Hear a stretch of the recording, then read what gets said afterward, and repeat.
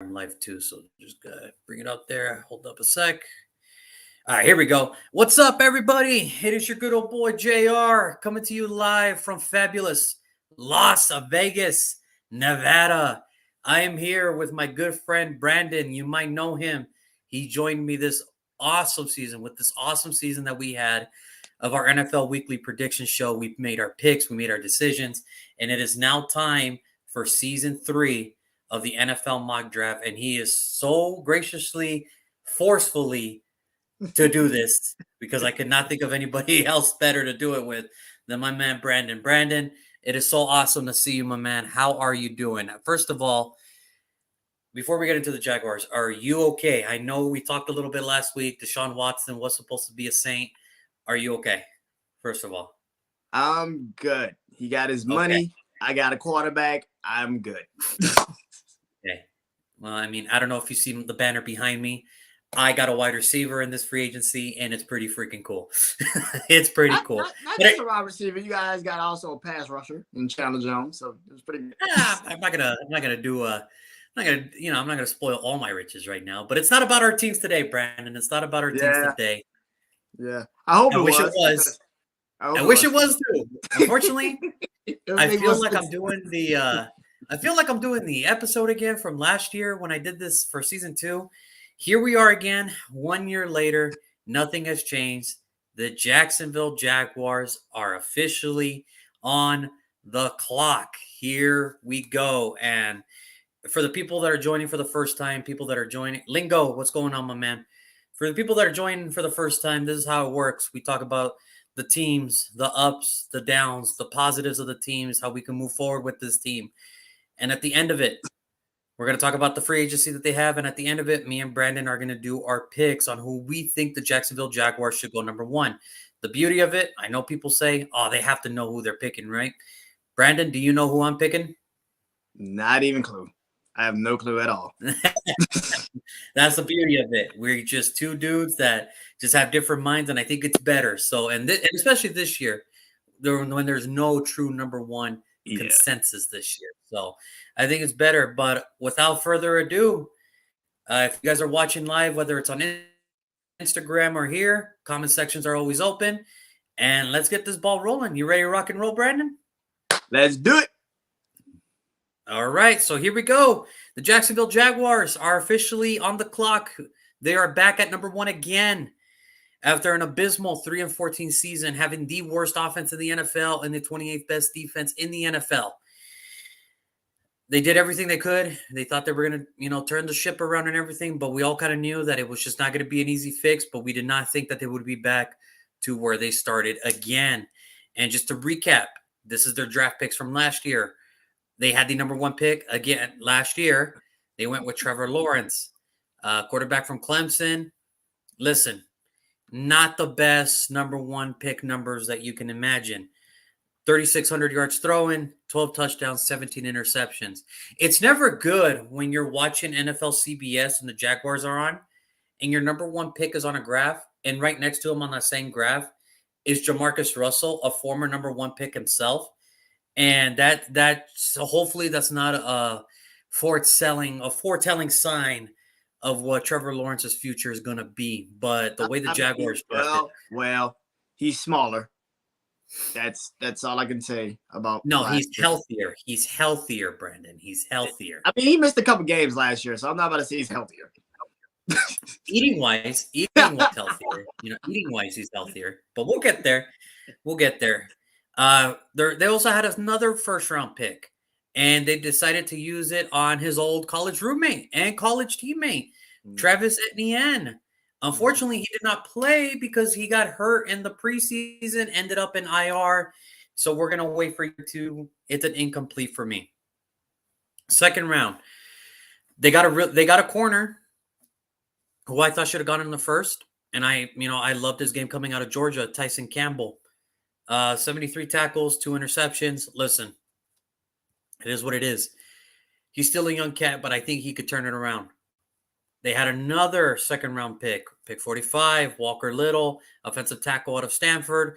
Backup, look, He wasn't going to take any playing spots away from Cam Robinson, Jawan Taylor, Andrew Norval. He wasn't going to do any of that. So he knew coming in that he's going to be a project to work on. And Walker Little had all those intangibles that you liked coming out of Stanford. You just didn't know what he was. Was he a tackle? Was he a guard? He got a little bit of playing snaps, and I expect him to see what could happen. Maybe with Andrew Norval coming out, maybe he can slide into the left guard position. He's young, and I think he could be ready to go. We don't know. We don't know. And especially with Doug Peterson, it's going to be a new regime. So we'll see how that goes. Third round, Andre Sisco, the ever so favorable safety for some of these NFL experts. Didn't do much. 19 tackles, 2 forced fumbles, 2 pass deflections, special teams guy. Fourth round, again, another favorable player that got a lot of love last year. Jay Tuufili, the defensive tackle out of USC, it just ended up being a third string. Majority of the time, he was a healthy scratch. And that's what happens when there's only so many rotations you could do on the defensive line. And a majority of the time, he was a healthy scratch. And we'll see if he could pick it up year 2. A guy, that didn't get a lot of healthy scratches, but he was back up to former first rounder Kalavion Chason. Jordan Smith, the defensive end out of University of UAB, basically. Not Alabama, but Alabama Birmingham. There's a difference, folks. There's a difference. That's why you got to watch my show. There's a difference. There's a big difference of what I'm about to tell you. But yeah, he was back up to Kalavion Chason, just special teams majority of the time. Didn't record a single tackle, nothing like that. It's just, that's what it is. So we'll see. Round 5, Luke Farrell, tight end out of Ohio State, 7 receptions, 56 yards, 4th string tight end. And last but not least, Jalen Camp, wide receiver out of Georgia Tech, didn't even make it through training camp. He got cut and is now the practice squad for the Houston Texans. So that was Urban Meyer's first draft. And his only draft. And I wish, his first and last, and it gave him 11 record. Why do you say last? Well, if you've been living under a rock, I wish I could talk more about the Jacksonville Jaguars play. But really, this was a season about Urban Meyer. This whole Jacksonville Jaguars season, really from the get-go, was all about the Urban Meyer hire. That was the big splash that Jacksonville wanted to do. Urban and Trevor Lawrence were going to be the next, Joe Montana, Bill Walsh. They were just going to connect. Son. Nah, man. We're going to get into Jacksonville's play a little bit, but I just want to give the fans a recap for the last time. Urban Meyer's tenure in Jacksonville. Here we go. Oh, God, I'm glad I got this today. Here we go. So, his first order of business, he hired Chris Doyle, respectable athletic director in the college ranks. All right, hired him as a team director. All right. Here's the problem, though. A couple weeks after, he was accused of making racist remarks when he was the athletic director for Indiana. And after major backlash, he willingly resigned as the team director. So that was Urban Meyer's first move. Mm-hmm. And I wish that was the only bad thing he did, but it just keeps getting better. It just keeps getting better. 2 days after him. 2 days after that. 2 days after that. He signed Tim Tebow. Yes, that Tim Tebow who was playing baseball. Not to play quarterback, but to play tight end. To play tight end, folks. Didn't even make it through the first preseason game. He got cut. Oh, that's nothing. I wish it got better. I wish it got better from there. Remember that running back I told you about, Travis Etienne, who ended up in IR? People forgot that James Robinson was actually... Apparently, Urban Meyer forgot James Robinson was on the team, which is no surprise because he didn't even know who Aaron Donald was. So, he didn't even know who Aaron Donald was when they played the Rams this year. But anyway, so he drafted a running back in the first round, Travis Etienne, when they didn't have to. No. It gets better. It gets better. I wish he would have just stopped right there. He might have had some decency left in his little soul. He admittedly said, if Kadarius Toney was not taken, I would have taken him. And what were you going to do with him? What the hell were you going to do with him? Urban? No. And then it gets better. On draft day, a report came out. Trevor Lawrence didn't even want to answer his phone call. Your number one pick, the savior of Jacksonville, didn't even want to answer your phone. He answered Shad Khan's phone. You got to answer the owner. You have to. You got to. That's the guy that's writing your check. But Urban, yeah. Next, after the second preseason game, when the first wave of cuts was happening, he told reporters that they're going to cut players due to their vaccine status. That opened up an NFLPA investigation on Urban Meyer. Oh, Brandon, don't put your head on me now. It gets better. Second week of preseason, Urban Meyer openly admits there's an open quarterback competition between Trevor Lawrence and Gardner Minshew. By the end of that week, Minshew got traded to the Philadelphia Eagles, taking first-team reps away from Trevor Lawrence. That's just preseason, folks. That is just preseason. Let's get into the regular season, shall we? Starts off 0-3, losing a combined score of 20 to 102. 102. Here comes week 4. Thursday night football game in Cincinnati. They lose again to Cincinnati. Yeah. Okay. But at the time, we didn't know Cincinnati was going to go on that fucking magical run. We didn't know that. No, we did not. That was before, oh my God, Joe Cool is alive. All right. That was before all that. So they lose. They lose, folks. They get to the airport. Remember, I want you to remember this, Brandon. They're in Cincinnati, Ohio. They're in Ohio. Urban Meyer watches his players board the plane. Gets on the team plane when everybody's in there. Gives a speech of, I'm so proud of you guys how you played today. So listen, this is our bye week. I want you guys to be good. I want you guys to be, stay safe, stay off the media. Don't do anything stupid. And I will see you guys Monday for practice. I'm going to stay back in Ohio because I have this meeting with the alumni here at Ohio State. They're going to have a thing for me. And I'm going to just chill at a bar that is named after me. Okay, cool. See you later, coach. Take care. 3 hours. 3 hours after that game is over. 3 hours after that game is over. A viral video of him with another woman. Not just any woman. Another college student woman. Doing God knows unearthly things to her. Ungodly things to her. Then he has to come back and face the music on Monday. He goes to each position group apologizing for his actions over the weekend. And the players laugh at him. Then he gets into an argument with Marvin Jones. 2 games before his final game, his tenure as an NFL head coach, he called all of his coaches losers. He benched James Robinson for God knows what. And then the kicker during preseason comes out and says that during a preseason game, he kicked them. Leon, how you doing, my man? He kicked them after he had surgery on that leg and told them to make his bleeping kicks, you bleep bleep. Mm.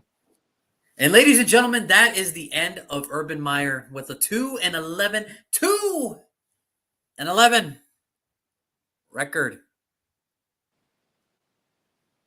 That is the tenure of the all-powerful Urban Meyer. Brandon, Your thoughts, man. Your thoughts. He had a better job in Ohio State, even with Fox. Listen, listen. He could have just stayed on Fox. Those checks were coming in beautifully. College sports. Listen, Urban Meyer screwed up super massively. I didn't think that he should have been a head coach to begin with. Like, what the fuck did he do to be a head coach? But hey, that's not my call. Yep. Especially in the NFL, what did he do? Yep. He barely. Listen, the NFL is completely. We always say NFL is different than college. There's a reason why Alabama doesn't play Jacksonville. It's a reason. It's a complete different animal. And he clearly showed everybody why college coaches sometimes just aren't ready for that challenge. No. You're not coaching kids. Half of your season is damn near recruiting people. And it's kind of like, no, you can't recruit this. You have to coach these people. You have to coach these grown men. And he sucked. He sucked. He was terrible. Good guy. Yeah. He was terrible. No, I get it. And I think that's the distinction that people don't like. I don't know what Urban was thinking. It's like, Urban, these guys, these are not kids. These guys have families. These guys have kids. They have wives. They have plans. They're not college kids anymore, where you're in control all the time. And I think that's the distinction between college and the NFL, where coaches think, well, if I do it this, there is no this way. You can't talk to them. Ask Chip Kelly how it worked for him when he tried to do all that power struggle. Go ahead and ask him. On top of it, ask Nick Saban why he tucked his tail and ran to Alabama first chance he could. Here's the thing: Urban Meyer, not only I don't think he realized, like, it's not your job on the line if you lose too. It's all of our jobs on the line. All of us could get fired. All of us could lose our checks. He didn't think that through. I don't think he really physically thought that through. No. I think what he was more concerned about was, when do I get paid? And, okay, do your job. And pretty much, remember, he had everything in Ohio State, people doing stuff for him. Mm-hmm. In the NFL, there is nobody like that. Nope. You're the guy. Like, you're the guy. When you're the head coach, you're the final decision maker. You're the captain of the ship. There's no boosters. There's no boosters. There's no boosters. Now, you have offensive coordinators, defensive coordinators, you got position coaches to make suggestions, to be like, hey, you know what? I saw this on film. I think we should try this way. But in the end, it's your ass. It's your decision. It's your decision. And I think that's where Urban Meyer failed to realize that. He wasn't prepared for this. He wasn't ready for this. Listen, I get it. Jacksonville, Duval, I get it. It's right close to Gainesville. Maybe he had a flashback of Florida back in the day. I don't know what happened. We can listen. Maybe he had a flashback to Florida on those good Saturday nights, beating on some unworthy team. I don't know. There's a difference between a Saturday college breeze and the rugged sunshine and harsh weathers of the NFL. How bad is it when Dave Collier has a better season than you? That's just bad. That tells you everything you need to know about. That's really bad. But regardless, he only lasted 13 games. He did. Jacksonville went on to finish, what was it again? 3-14. 3-14. Okay. But it wasn't all bad. I know I mentioned a lot. And listen, I want the Jaguars to be good. Do you? I want them to be a respectable NFL franchise. Okay, that's better. Okay. That's better. Okay. I want these guys to be respectable enough to fear the roar. Duval and all those guys and everything. I get it. It's hard. I know it's hard when the history says that you're only good once every 10 years. Listen, but I want these guys to be constantly better. I was just about to say that. They haven't really had like a chance of like superiority, like super greatness since Mark Brunell. So it's like it's kind of hard to get around the Jacksonville Jaguars. And it's so sad you say that because it was just 6 years ago these guys won the AFC Championship game. Almost 5 years ago. They were they were 10 minutes away from beating the Patriots to go to the Super Bowl. Yeah, well, Blake Bortles. 10 minutes. Well, Blake Bortles, by the way, that's an amazing feat. That was as high as that was the biggest high he's ever going to get in his life. He could smoke marijuana for the rest of his life. He's never going to get any higher than that. That's it. That was it. It would be Tom Brady in Foxborough. I don't understand that. Like, that was beautiful, man. That was beautiful. But let's get into some positives here for Jacksonville. And because there is some positives. There is some really good positives here. I truly believe James Robinson should be the leading back next year. And I think Doug Peterson will know that too. Okay. For people that don't know, Doug Peterson is the new head coach. Mm-hmm. After a season away from football, he is back. I think he's the perfect candidate for Jacksonville. I think he's going to build. He's probably going to try the same methods that worked in Philadelphia. When they were just not disciplined whatsoever, he's going to turn that around. And I think the players are going to respect him just a little bit more, just due to the fact that he's actually got the ring. He actually won a Super Bowl with Philadelphia. So there's a difference. There's a difference between Urban Meyer and Doug Peterson. But I truly believe in this team. Look, James Robinson, he's a true back. He is a true running back. 767 yards, 8 touchdowns. That's true running back numbers. Yeah. Okay. I mean, he would have had more had they not been screwing around with the snaps. They finally got They finally got a free agent player right. Marvin Jones, coming from Detroit to Jacksonville. 73 receptions, 832 yards. Not the highest touchdowns where we're used to seeing only 4, but he could still produce. Now, unfortunately, they lost their tackle leader in Miles Jack. He is now a Pittsburgh Steeler. He led the team with 108 tackles, and I think Miles Jack is going to look badass in a Steeler uniform. That's just me personally. But it's all about Jacksonville today, guys. We'll get to pick later. It's all about Jacksonville today. And again, for the third year in a row, Josh Allen, not that Josh Allen, the other Josh. Yes. No, the other Josh Allen. Josh Allen from Buffalo. Well, that sucks too. Josh Allen from Buffalo, the college, not the team. Yeah. Josh Allen, the defensive end from Jacksonville. Ever since he came into a rookie, he's always led his team in sacks. He does it again this year, 7.5.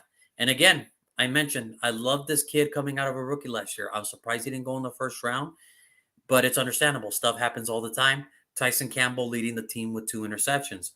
And surprisingly enough, Jamal Agnew is an amazing special teams ace. He is amazing on special teams. All I'm saying is this. Jacksonville had some good productivity. And with Doug Peterson coming in, I think he can only get better. What are your thoughts about this? Like, is Doug Peterson the right man for the job? Because I clearly think he is. What say you, Brandon? I think he is. I don't think he should have got fired in Philly. I thought that was kind of more so Carson Wentz, clearly, than it was him. I think that at that point, I think Philadelphia made a choice. I think Philadelphia said Doug or Carson, and I think they stuck with Carson on this one.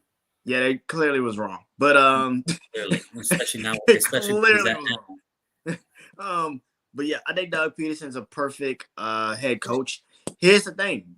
It's kind of what I'm thinking about, like a lot of these quarterbacks. You got the head coach. Can a quarterback actually step up to the plate now?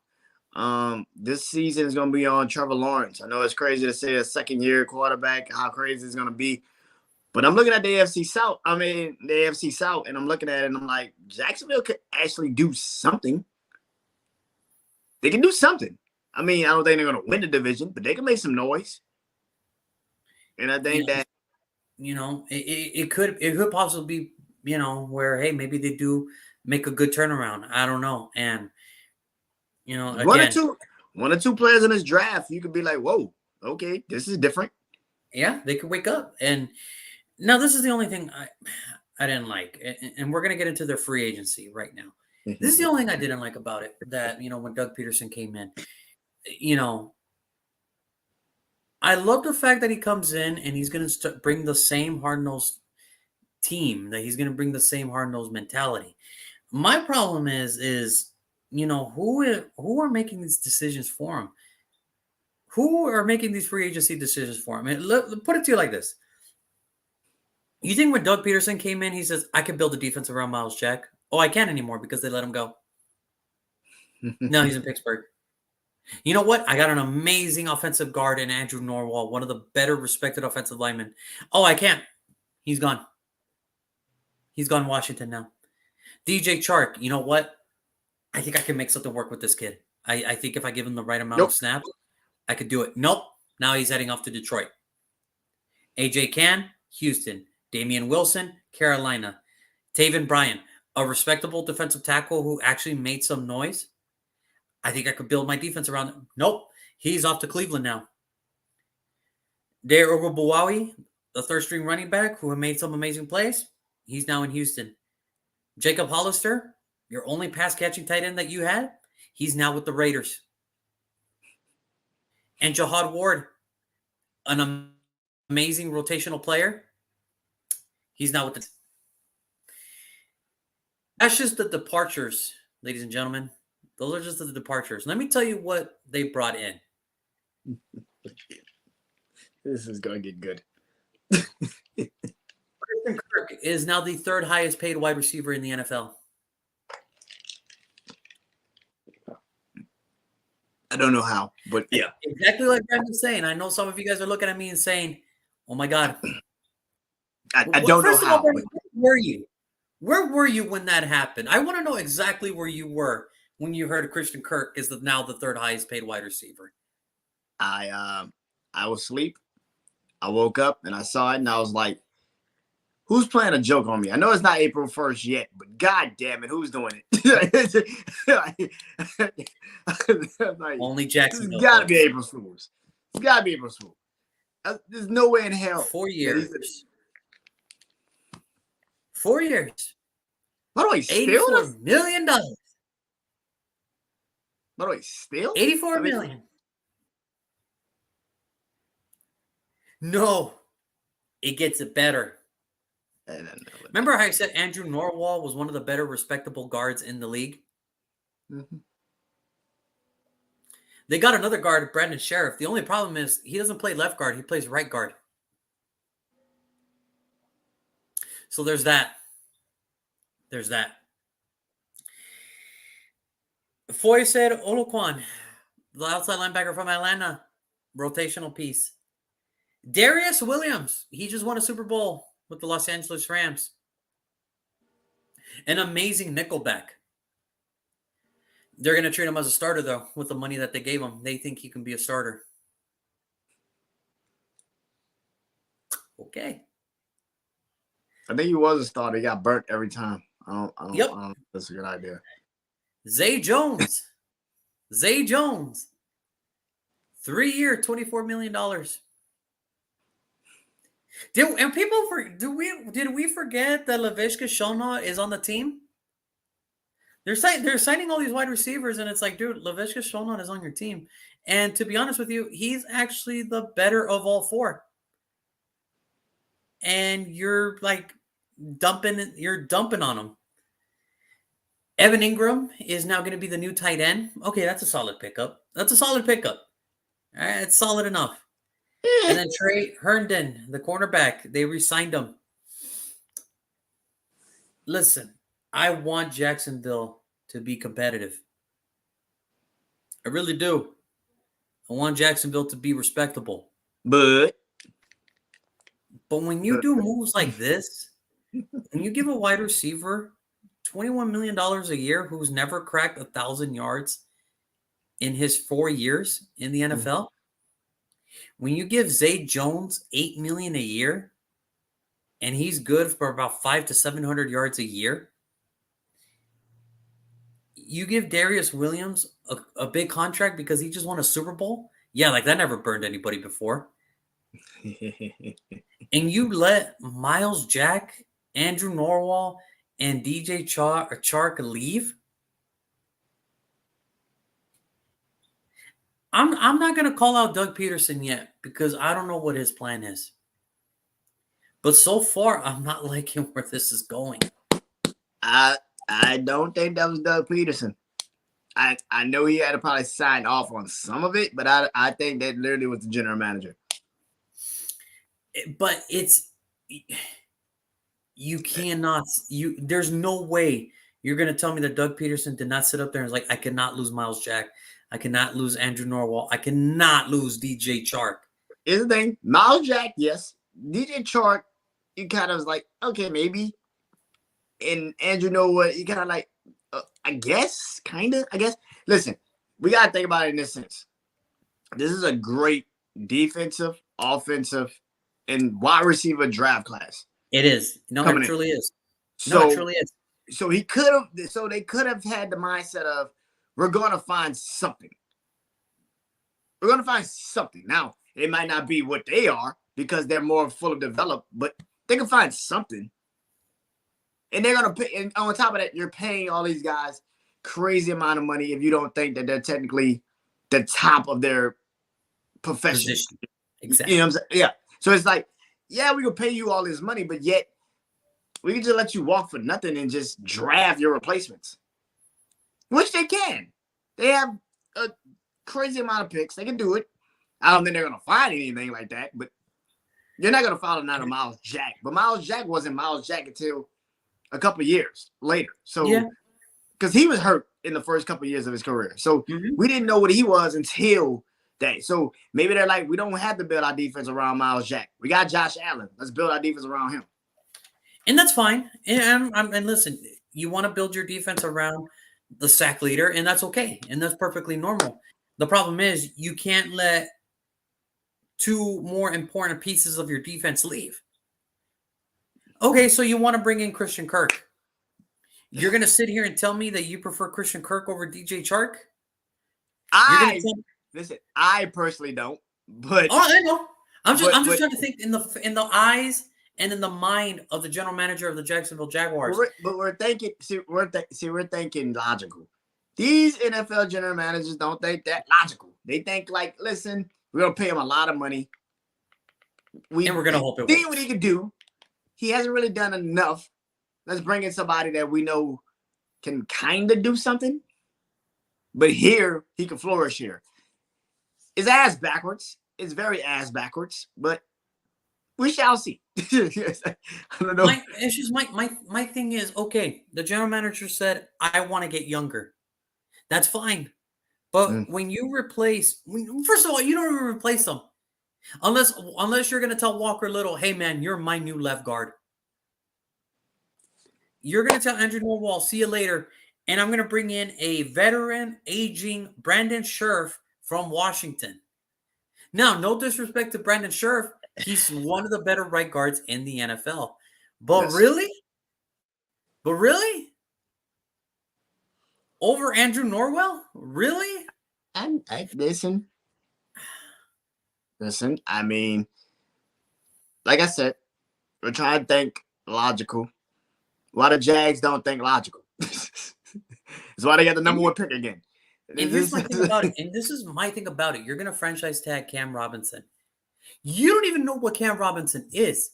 You don't even know if he's a left tackle. You don't even know if he's a left guard anymore because his development sucked. So many changes, so many offensive line coaches, so many head coaches. He went from being one of the better left tackles in years to now almost becoming a bust. He's close to it, yeah. He's close to it. And Jacksonville said, I'm going to pay you top money. Ladies and gentlemen, I said it from the beginning. I said it from the very beginning. I want Jacksonville. We're trying to stay positive. We got to stay positive. This is not positive. I want Jacksonville to be competitive. And listen, I loved some of the draft picks I enjoyed. Okay? I mean, look, I can go. You can always go back, and Brandon, you can back me up on this. Never in my wildest dreams did I sit here last year anytime say Trevor Lawrence is a franchise quarterback. Never in my wildest dreams. First of all, he wasn't even in my top 5 last year. That should show you how much confidence I had in him. I like the Tyson Campbell pick. I don't mind the Travis Etienne pick, but not when you have James Robinson. Well, here's the thing about Urban Meyer. He tried Travis Etienne as a wide receiver. Don't know why, but he tried. Oh, yes, that's right. The other blunder of Urban Meyer. I have no idea why. Why wouldn't he try? It's just Urban Meyer. Oh my God. Doug Peterson has his work cut out for him. He's got his work cut out for him. Yes, so listen, he's got talent. Every team has NFL talent. It's just up to Doug Peterson now to make it right, make it competitive. And listen, he's not in the hardest division. It's the AFC South. One good player, a couple good draft players that make an impact right away. You get your death pieces after the draft. Jacksonville, I'm not saying that they're going to win the division, but God, they'll finally get out of the slump of stop picking number one every single year. If I'm telling this, right now, what day is it? March 23rd, 8:06 my time, 10:06 Brandon's time. If next year happens and Jacksonville's number one again, I'm skipping the show. Brandon, you can do it by yourself. I'm not doing it. I'm not going to talk about the Jaguars next year at number one, because at that point, that'll just show me they're going to screw it up anyway. They're going to screw it up. So here we go. For the last time, Jacksonville at number one. Brandon, on April 28th, 2020. I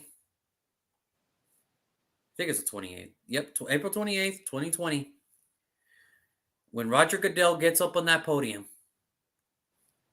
what is the name that Roger Goodell is going to put out there for Duval to cheer about? So go ahead, Brandon, with the first pick of the 2022 NFL Draft. The Jacksonville Jaguars select. Okay, so I went a lot of places with this one because they need a lot of things. Yes, they need a lot of things. I was like, okay, where am I going to go? But what you just said, it sounds like they need more. So if I'm Doug Peterson, I want to give Trevor Lawrence as much help as I freaking can. And the only way I can do that is by fixing that O-line. Okay. I'm going with the North Carolina State offensive lineman. I think he fits that O-line a little bit better. They need a tackle. And I think if you're going to get something, you might as well get a tackle that you actually can build something with, just like the coach did a couple years ago with Ryan Kelly and all those guys. So I think, and Quentin Nelson. So I got the North Carolina State lineman. That's just my first. I think Jacksonville goes O-line first, and that's what I got. Okay. Wow. Okay, so maybe it's not going to be that boring after all. Okay, here we go. So, listen, I love Doug Peterson. I love the attitude that he brings, the no-nonsense, no-discipline team. And people forget, he won a Super Bowl with Nick Foles and Torrey Smith as their quarterback-wide receiver combo.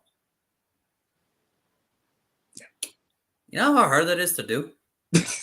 Understand why they did it so well was because that offensive line was playing out of their freaking minds. Okay, they were playing out of their freaking minds. Yeah. All right, that defense was playing out of their freaking minds. Yeah.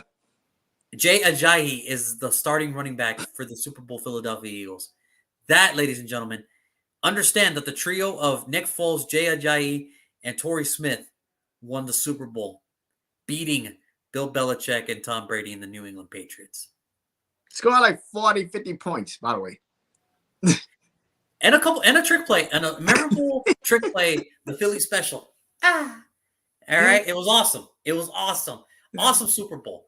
Yeah. And I think the best part about that Super Bowl was that Justin Timberlake was the halftime show, and a kid said, "Oh my God, I'm hanging out with Conor McGregor." I thought that was the funniest shit in the world. I thought that was the funniest stuff in the world. But here we go. So, with my first pick, I got to think Doug Peterson. I think Doug Peterson is going to have a lot of say. And you know what? I agree. I think he has to go back to the trenches. I, too, went offensive tackle. And I also went Ikem Ekwonu, offensive tackle in North Carolina State. Listen, man, I think he's the better of the two.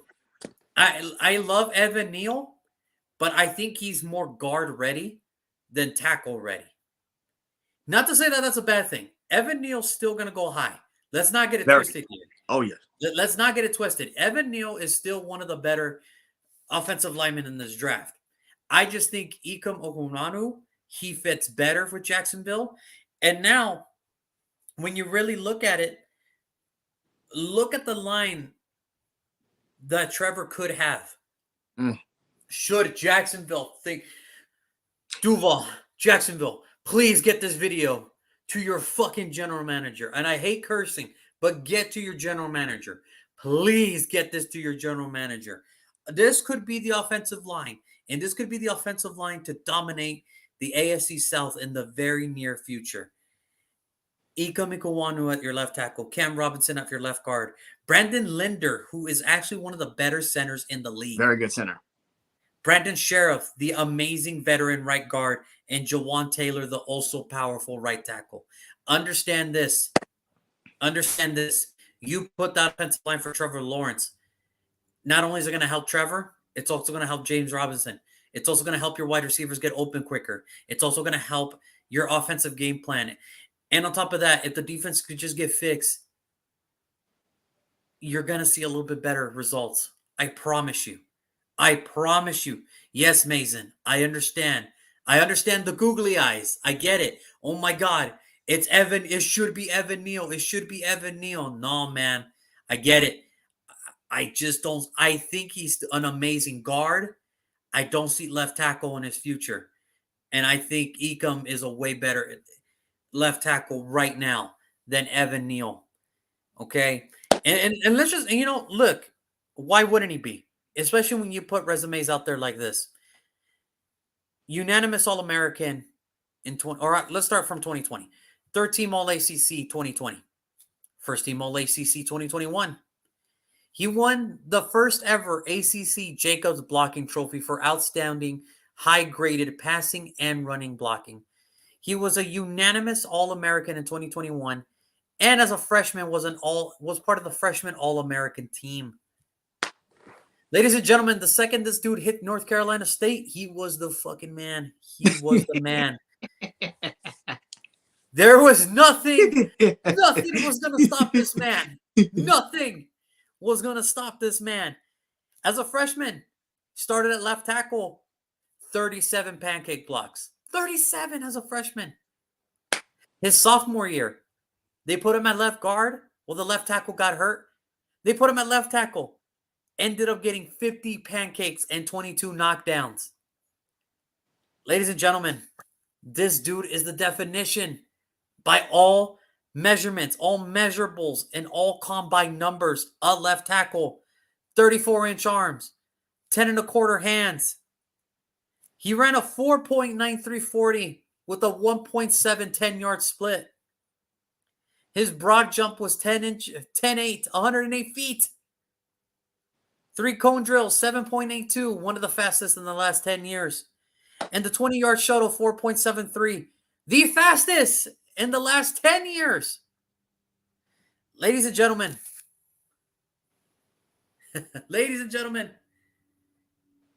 this dude, you ever heard that term? You were just born to be something?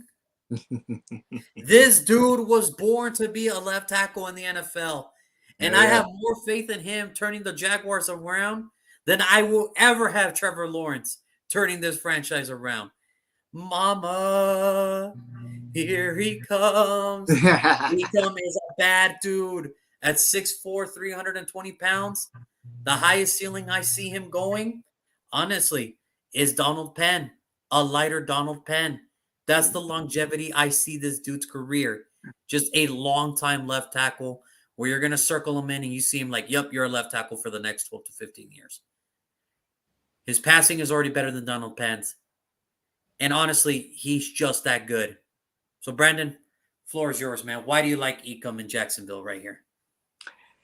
I think they need help at every position. But they need it more so for that offensive line.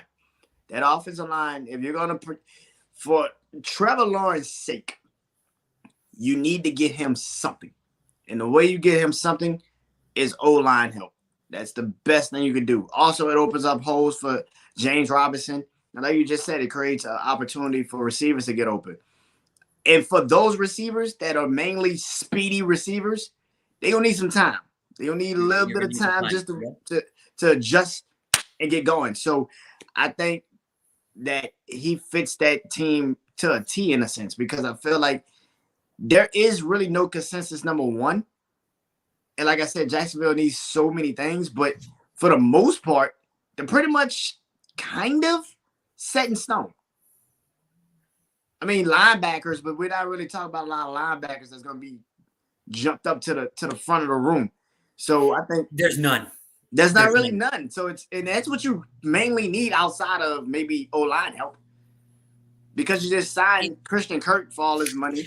And I get it. I know people are going to say, well, you were just talking about Walker Little. You were talking about Walker Little. Guys, if he couldn't beat Andrew Norwell at this point, if he can't beat out Cam Robinson, at this point, it might be good to start considering him as a swing tackle. Or who knows, maybe down the line, Jawan Taylor leaves for free agency, plug him in at right tackle. But Walker Little is your insurance. Ikem Ekwonu is your future. That is the guy. I think you said the ceiling is Donald Penn for him. I think the ceiling for me is Orlando Pace. I think he has a chance to really be a veteran for years and years to come, but still a dominant veteran for years and years to come. Because maybe, listen, Trevor Lawrence may or may not be a bust, but we shall see when he has a left tackle like that. if this line were to come true, and this line is everything that the line is supposed to be, and Trevor Lawrence still can't get it done, I got some bad news for you, Jacksonville. You picked the wrong person. You picked the wrong dude. you picked the wrong dude again. Like always, which is not. It sucks. But listen, I mean, listen. I would never trust a team that picked Blake Bortles. It's hard. It's hard to put the trust in there. I get it. It's hard. It's hard. But no, I said, I love the fact that they picked Blake Bortles over Khalil Mack. I will never understand. I get it, dude. I never understand. I get it. Quarterback is the favorable position, but sometimes, man, you just gotta look the other way. Just gotta look the other way sometimes. Now, I am surprised that me and you did pick the same guy, because we didn't even know who our picks were. I literally didn't know until today. I was like, I because I was like thinking. Actually, I was gonna go with a receiver, but I was like, they already got like 2 receivers they just signed, so it makes no sense to kind of like draft a receiver again. I actually thought about a receiver. I was like, they might go receiver, but then I was like, they need O-line help.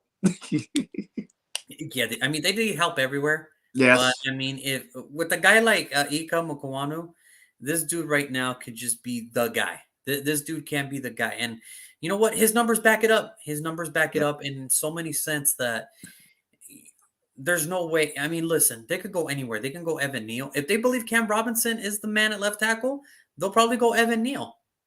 If they see too much value in Aiden Hutchinson's could be number 1. Right now, we're making the picks. We're making the picks on what we would do if we were Jacksonville. Yeah, we're acting like if they might go bump all that and just draft Kyle Hamilton. They can do that. So many possibilities, and that's the thing about this draft. There's so many possibilities on every way this thing can turn. And there's a scenario where Jacksonville can be like, all right, we won out of this number 1 pick because we don't know what we want to do. That's also a possibility too. Very. So again, all I'm saying is, when we do these picks, we're not picking on who we think is going to be number 1. We're picking picks on what we would do if we were the general manager of the Jacksonville Jaguars. And I think that's the thing that people have to understand about this. We're not making the picks on who we think it's going to be. We're going to do the picks on who we think the Jaguars, if we were the general managers of the Jaguars. If I was a general manager, I'm already writing on my name, Ikem Ekwonu is going to be my left tackle for the next 10 to 12 years, and this dude's going to help us turn it around. So that's my thing. That's all I'm saying. And I'm actually kind of surprised that you had him in there too. I thought you were going to go Evan Neal. I honest to God, I thought you were going to go Evan Neal. I've heard everybody say that this tackle is the guy. So I was like, if he's really over most of the so-called defensive starters, he must be a really good lineman. like he's got to be a really good lineman. I think I've seen him on a couple mock drafts where he's been number one. So it's not like it shouldn't be that. The realm of possibility is there. The realm of possibility is, and honestly, I think the only top consensus player I can say for me this year, like the top of his position, is Tyler Linderbaum, the center from Iowa. That's about it. Everybody else, it can mix and match. That's it. I mean, hell, Kyle Hamilton at safety. That's about it. Maybe, yeah. And I can't even say Sauce Gardner because there's so many good corners. I can't even say Sauce is the consensus number one corner. It's just it's too much. But yeah, I could sit here today saying, yeah, Tyler Linderbaum, that dude is the best center. The consensus number one center. Yeah. That's not even a debate. Yeah. Number two, forget it. You're number two, dude. You just start looking for number two, bro. Like that's how bad it is. So we'll see. But I mean, look, I'm glad we agree. And I think this is the perfect fit for Jacksonville. I think this would be a better fit for Jacksonville. And I think it's exactly the names I just put out the line. That is a Doug Peterson offensive line. Tough, man-to-man, power offensive line. They're going to beat you up. They're going to open the holes. And the quarterback just does not have to turn the ball over. Just don't turn it over. And you're good, dude. You're good. You're going to have all the protection in the world. You're going to be fine. So that's my thing. So that's our picks for today. So, okay, it looks like we're 1 for 1. I can't wait for the episode where we do not agree on a pick. I thought it was going to be today, but apparently I was wrong. So we'll see. And like I said, guys, this is every day. So if you guys are new to this is an everyday thing. 7:30 my time, 9:30 Brandon's time. We do this every day. From here until the last Sunday prior to the draft, we're going to do the picks every single day. So today, in our first, to kick off 2022, Ika Mukunwanwu, you are the first offensive tackle. And if I say the name wrong, I'm so sorry. Not really. I hate butchering last names, but Ecom is number 1. And there it is. Tomorrow, it's the lovable Detroit Lions. Okay, the lovable Detroit Lions. And you know what? People are gonna that's right. Lion pride, baby. Lion pride, baby. Lions pride, baby. I love me my Lions, man. I really do. Another franchise. I want them to be competitive, man. Because I think it'll be so cool when they get competitive, man. It's like finally in your freaking face. But I know we're gonna talk about about the Lions tomorrow. But you know what? Just to give you a little pre-hint or a preview, they got talent on that team. Very. I'm not going to sit here. I'm not going to sit here. Trust me, tomorrow's show is going to be a lot more positive than the Jacksonville Jaguars. I'm going to tell you that right now. I'm going to sit here right now and tell you it's going to be a lot more positive. And listen, I love me my Dan Campbell. I love the attitude he brings. And the talent that they have, you're going to be shocked about the names that we're going to talk about tomorrow. And you're going to be like, oh, my God. Detroit has talent. Oh, yeah. If they could just put it together, watch out.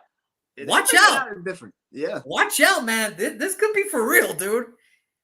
But Detroit, just like Jacksonville, they have a little bit of problems too. Oh, yeah. I think for Detroit, I think it's just depth. I don't think they had enough depth last year. Because when you really look at it, half of their games that they lost, they only lost by a single possession. Most of them. There's a couple games that got blown out, obviously, because they played far superior teams. But majority of the games that they were in, one possession games. I mean, let's be real about something for a second. I mean, they almost beat the Super Bowl champions. So you can take how you want to take that. And listen, you can say whatever you want about Dan Campbell and his quirks, about his press conferences and his But the one thing I do know is that man's got a lot of pride. Yes. Any man that cries because he wants his players to win, not because he wants a winning record, just his players to win, shows me everything I need to know. It tells me everything I need to know about that man. It tells me everything I need to know about that man, unlike that jerk from freaking Gainesville or freaking Ohio State. And unlike that jerk. That jerk, I don't know where that jerk is now, but good riddance, to be honest with you. Good riddance, man. But the other guy, Mr. Campbell, nah. that man taught me everything I needed to know about him. So I'm excited to talk about the Detroit Lions tomorrow. I'm very excited. I'm looking forward to it. It's gonna be fun. Because I think when we're done with that episode, I hope a lot of people leave with the impression of, you know what, maybe Detroit is onto something. They just need a little bit of depth, a little bit more talent. And I get it. Everybody can make fun of the Jared Goff jokes, but I'm not going to sit here and say it's not like he didn't go to the Super Bowl either. So, just saying. Just saying. So, we'll see. And number 2 is going to be interesting because number 2 now is like, wait a minute now. Ooh, here we go. Here we go. I don't know about this one. This. Yeah, I know. It could go a lot of ways, man. And especially the pro days are happening.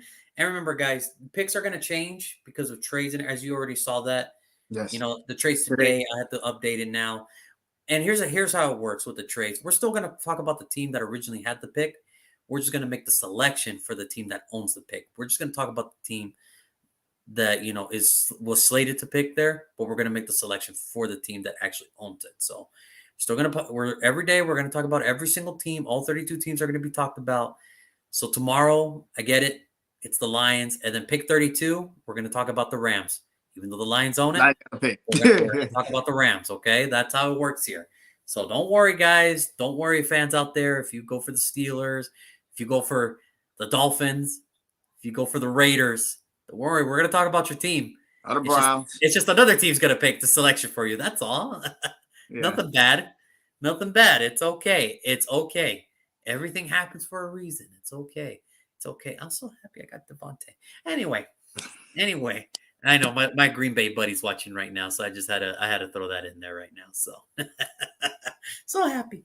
Anyway, Brandon, I'm so happy. Brandon, thank you so much for joining again, my man. I look forward to talking to you tomorrow at the same time.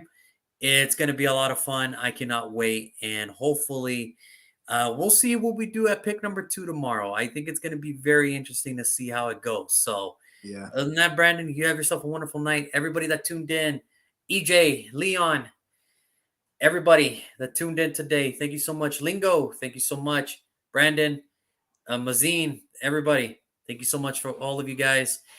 See you guys tomorrow. We out here. 2022 is here, baby.